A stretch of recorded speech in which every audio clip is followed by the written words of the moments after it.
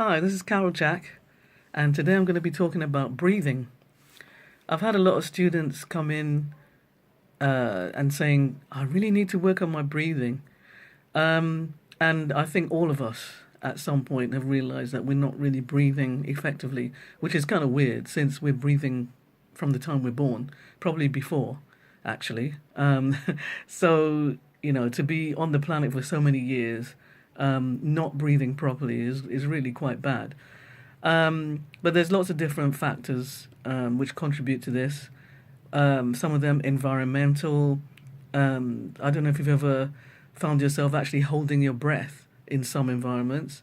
Also, too, a lot of us suffer from sinus problems, asthma, other respiratory problems, which a lot of them come down to the environment as well. Stress can play a huge part in how you breathe. And that's what can come into play when you're singing as well. If you feel stressful, you often breathe quite high up in your chest, which then sends a message of stress and panic to your brain, and then it just becomes a cycle where you become more stressed, and then you breathe more and more shallow and up high up in your chest, which sends more messages of stress and panic to your brain.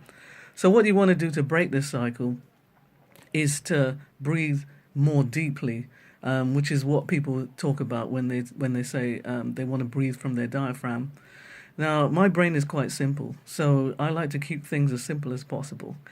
And so the way I remember, or how I sort of think about the breathing, is to think of my stomach as a balloon, so that when I breathe in, I want my stomach to expand. I don't have a balloon to hand, but if you can sort of think of your stomach as inflating like a balloon when you breathe in, and then when you breathe out, just let it go back to resting.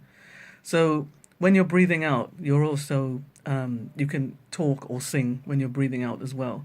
So when you breathe in, you want your stomach to expand like a balloon, and then when you breathe out again and you're singing or speaking, you just want your stomach to deflate and like a balloon and just go back to where it was.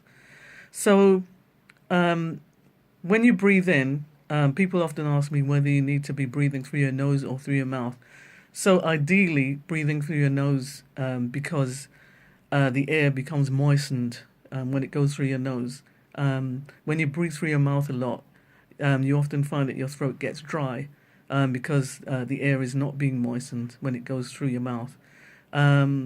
However, obviously, if you're singing or speaking, your mouth is open, so you may end up just breathing through your mouth, which is fine. But the main thing is to just make sure that you're breathing deeper. If you do yoga or meditation, you'll often be instructed to be very conscious of how you're breathing and to breathe as deeply as possible. So a way to practice this is to just start with the humming sound. So if you breathe in, let your stomach expand, and then when you say just let your stomach go back in again. So try that. Just breathe in, let your stomach expand when you're breathing in, and then breathe out again and say and let your stomach go back in. And then a way to practice actually controlling how fast the air comes out is by making a sound and letting that come out as slowly as possible. So breathe in, let your stomach expand, and then go.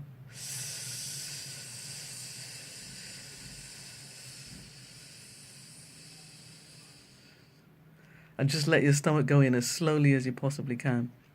And that's a good way to learn how to control the airflow, which is what you need to do when you're singing. So in the next video, I'm going to talk again about breathing while you're singing, because often people run out of breath when they're singing. And so I'm going to talk about ways not to run out of breath while you're singing. See you next time. Bye.